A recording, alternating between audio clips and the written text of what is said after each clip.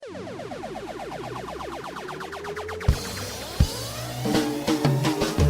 sa Pinas ay hindi madali. Dumarating pa nga sa punto na hindi makangiti. Dahil sa hirap nga ng buhay, dito'y damang-dama. Wala kang magawa kundi ang mag-ibang bansa. Upang dili pagpatuloy at ang matustusan. Problema sa pamilya at sa daming bayaran na dapat mong aksyonan. Kahit di taos sa'yo na ikaw sa kanila manlaon malalayo. Ilang taong magtitiis na di kasama ang pamilya. Doon ay nakiba ka sa dayuhan upang kumita ng pera. Kasi dito'y hirap nga at kapos, kaya't kailangan mong gawin kahit sa'yo'y hindi taos. Na umalis sa iyong bansa at iiwanan mo sila. Dahil alam mo din naman na para to sa kanila. Mabigyan ng kaginhawaan at ang anak mapagtapos. Mabilan mo ng mga gamit, damit at ng sapatos na brand new na dito ay hindi mo mabili. Sa kapiranggot mo na sweldo, di mo pa nga mapagkape ang iyong sarili. Sa umaga na ayaw mo nang mangyari, kaya't nagdesisyon na kailangan ng dumiskarte. Sa malayong lugar na kung saan merong real, kahit mainit man ang klima at mabuhat man ang metal, ay kailangan mong tiisin kahit mapagod ng sagad. Dahil para sa pamilya magtsatsaga ka sa Riyadh. Buhay sa Pinas ay hindi madali. Dumarating pa nga sa punto na hindi makangiti. Dahil sa hirap nga ng buhay, dito'y damang-dama.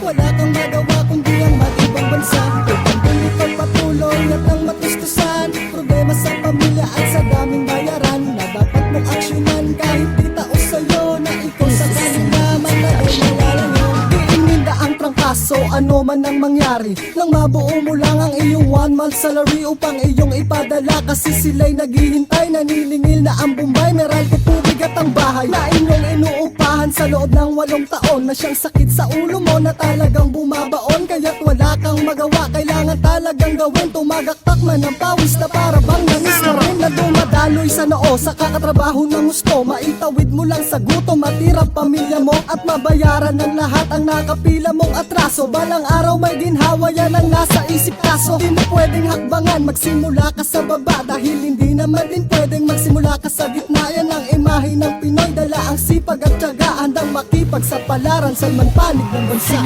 Buhay sa Pinas ay hindi madali. Dumarating pa nga sa punto na hindi makangiti. Dahil sa hirap nga ng buhay, dito'y damang-dama.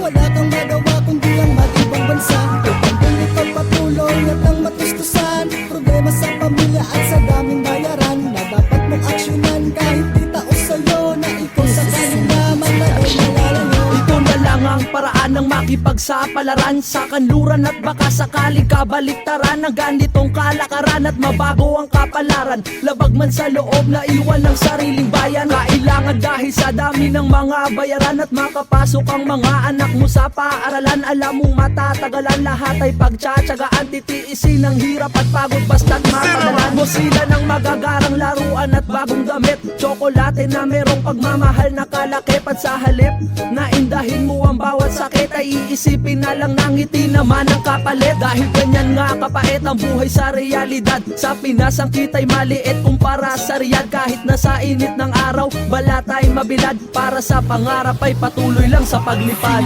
Buhay sa Pinas ay hindi madali. Dumarating pa nga sa punto na hindi makangiti. Dahil sa hirap nga ng buhay, dito'y damang-dama. Wala kang magawa kundi ang mag-ibang bansa. Upang dili pagpatuloy at ang matustusan. Problema sa pamilya at sa daming bayaran na dapat mong aksyonan. Kahit di taos sa'yo na ikaw sa kanila manlaon malalayo. Buhay sa Pinas ay hindi madali. Dumarating pa nga sa punto na hindi makangiti. Dahil sa hirap nga ng buhay, dito'y damang-dama. Wala kang magawa